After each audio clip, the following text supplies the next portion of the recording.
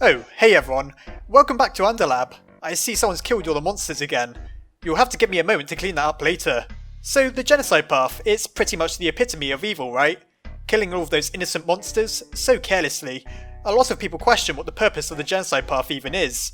To be frank, it isn't clear. It certainly adds another dimension to the game, however, one that is eerie and unlike anything else within Undertale. But, could you make a case for it? Is there actually justification to commit genocide upon monsterkind? Well, in some respects, yes. Now I realise this is going to be a divisive video.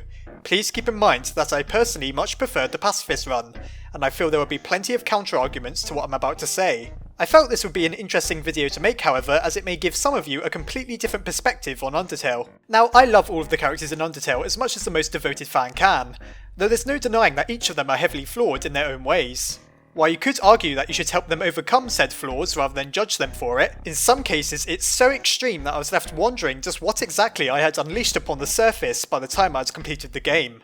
Without further delay, let's examine how you could possibly justify killing every monster within the underground.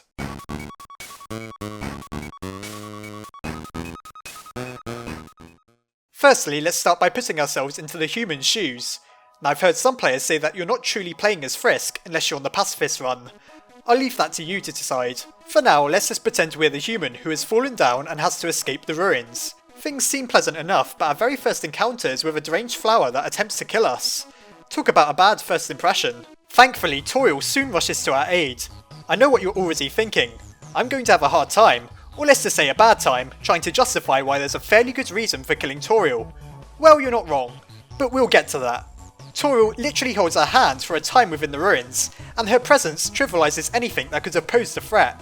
The moment she disappears, however, monsters emerge in the dozens and attempt to kill us. You could argue that they're misguided or afraid of you, but that doesn't change the fact that they can reduce your health to 0 and force you to restart. Remember, most monsters don't know that a very determined human is capable of that. For all they know, they just killed you. I really don't think it's unfair to argue that you're justified in killing random monsters in the name of self-defense. Sure, most of them are easy enough to placate, but why are they attacking you in the first place? Well, we'll get to that a little later. Now, I will admit it's a little harder to argue as to why that then justifies hunting them down and killing every single random monster you can. They always seem to attack you first, however. Maybe you just wanted to wander aimlessly around the ruins for a few hours, but the monsters have other ideas. Still, perhaps we should look at this as less why complete genocide is justified and instead more why killing every monster you come across is. Finally, we reach Toriel's home. It seems like we'll finally get to enjoy a bit of peace and quiet, as the motherly goat monster restocks us and sends us on our way. Or not, apparently.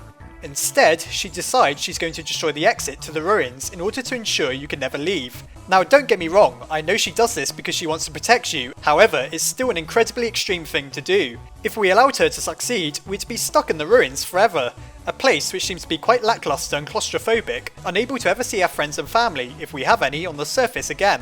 We as players know that by repeatedly sparing her she'll let us pass without having to kill her. Though how would the human know this? If you attempt to talk to her you realise you can't think of anything to say. Therefore I interpret sparing her repeatedly as simply refusing to fight until she gives up. If I was in that situation with a monster who had just admitted they're trying to prevent me from ever escaping, and was then throwing fireballs at me, of course I'd fight back, and I think many other people would as well. It's why a lot of people end up accidentally killing Toriel on their first playthrough. They simply don't realise that it's possible to spare her. Therefore once again, it's self-defense. I'd also like to take the opportunity to point out that Toriel is something of a hypocrite. Why does she smear Asgore for not taking a single soul and then claiming the souls of 6 humans on the surface, when she herself is capable of doing that? It's somewhat unrelated, though it proves what I was saying. All the characters in Undertale have noticeable imperfections. So, we escape the ruins only to come across Sans and Papyrus. While the pair of them are comedic and funny, take into consideration that Papyrus is hell-bent on capturing you. More on that in a bit. For the time being, as we explore Snowdin, we're once again attacked by all manner of random monsters, as well as the Royal Canine Unit. While we can be kind of merciful to them, they certainly never give the same treatment to us. Like in the ruins, almost everyone in Snowdin wants us dead. Why shouldn't we fight back when they're the ones attacking first? When we reach the town, everyone has already evacuated. If you went on to kill all of the non-aggressive monsters in Snowdin Town, then I really would have a difficult time trying to justify that. However, you don't. Instead, you come across Papyrus. Now he's far from the worst, as he only wants to capture you. Fair enough in some respects. Think about it though, if Papyrus wasn't so incompetent, he'd put you in a jail cell that you couldn't escape from when he beats you. If we allowed that to happen, Undyne would soon show up and take you to Asgore in order to kill you and take your soul. While that's not what happens, remember, Papyrus's inadequacy is the only thing preventing it. Being defeated by Papyrus under these conditions is just a delayed death sentence. In this case, why shouldn't I fight back? Sure, he may let you pass if you lose him 3 times, but even then he's clobbered you likely quite painfully with his bone attacks by now. That's hardly very polite of him. You'd think by now the monsters would have learned their lesson, but apparently not. The inhabitants of Waterfall are as eager to attack you as anyone else. Yeah, sure, I'm just going to be nice to you and let you go when you're actively trying to kill me. Or on second thoughts, no, I'm not. We soon come face to face with Undyne, who seems to think she's a hero for trying to stop you, the same human who has been assaulted by monsters time and time again.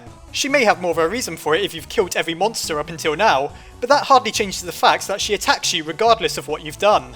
Just like every other monster, Undyne wants you dead, and in my opinion, fighting back when you're having literal spears thrown at you is hardly unjust. Moving on to Hotland, and we're denied the opportunity to kill Alphys. Alphys is one of the least offenders, though even she has done some extremely questionable things. Her experiments within the True Laboratory border on sick pseudoscience, and the devious puzzles she's made using technology could get someone seriously hurt. Let's not forget the multicoloured tile puzzle full of piranhas that she made. Oh, and she also made a killer robot. Maybe someone should stop her before she develops an atom bomb as well. Let's take a brief moment to talk about Muffet.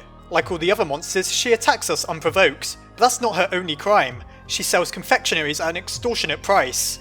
Now remember, in the underground, food is essentially healthcare. I don't see any hospitals around, so Muffet is essentially the equivalent of someone charging an unaffordable price for medicine.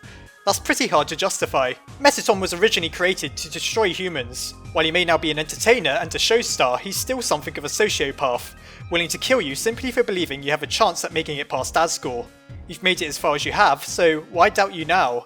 Sure, Mettaton has better justification for attacking you on the genocide path, but otherwise he's once again just like every other monster, trying to kill us for no good reason. Finally, we come to the corridor of judgment to be judged for our sins. While the game clearly disagrees with me as Sans can now deal karmic retribution damage to us, I have to question just what exactly is Sans judging us for killing monsters who all attempted to kill us first. It'd be a bit different if those same monsters had only been trying to avoid us, but it seems each and every single one of them wanted us dead. In all fairness to Sans, at least he only attacks us on the genocide path, showing some actual rationality unlike most of the monsters that came before. However, it's worth noting that Sans only displays such pacifism because of the promise he made to Toriel. Claiming that we'd be dead where we stand had she not done that, it's clear that Sans is just as dangerous and merciless as any other monster we've come across. Our last encounter is with Asgore and Flowey. Now before I go any further, just remember I'm arguing from a certain perspective here. It's important to remember that there's many different ways of interpreting Undertale, and that this is just one of them. My personal preference is actually a lot different from what I've been saying. You can watch my previous videos, such as the one defending King Asgore, to see what my actual headcanon is. Regardless, I still think you're completely justified if you choose to kill Asgore as well. Asgore declares war on humanity. That explains why all the random monsters have been attacking you. Of course, it was out of desperation and dismay, but do 2 wrongs really make a right? Secondly, he's responsible for the deaths of 6 innocent humans. It's unclear what happened to them.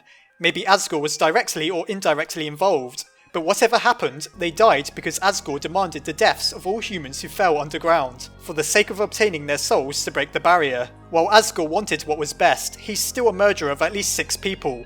Perhaps he deserves a taste of his own medicine. Lastly, we come to Flowey. Soulless and hateful, Flowey thrives off destruction and death. I'm going to treat Flowey as something separate from Azrael, as clearly without his soul, Azrael has lost all sense of personality and empathy. Flowey therefore is a sick, twisted murderer. Were Sans to judge him, his karmic retribution levels would be through the roof.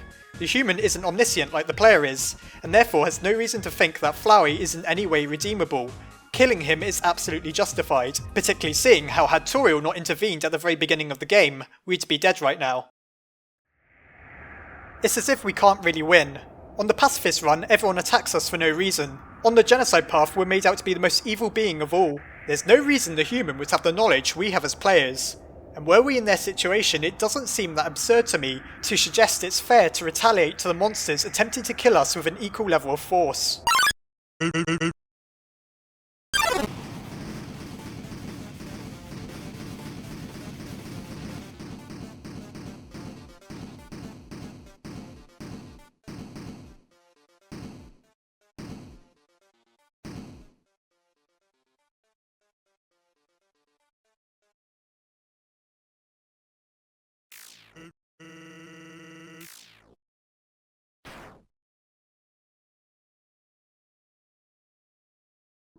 As I was going to say, perhaps the monsters should practice what they preach. Before the episode is over, I'll just say it one last time.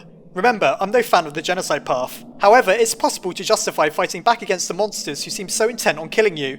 Now if you'll excuse me, I need to restart time, so until then, I'll see you later.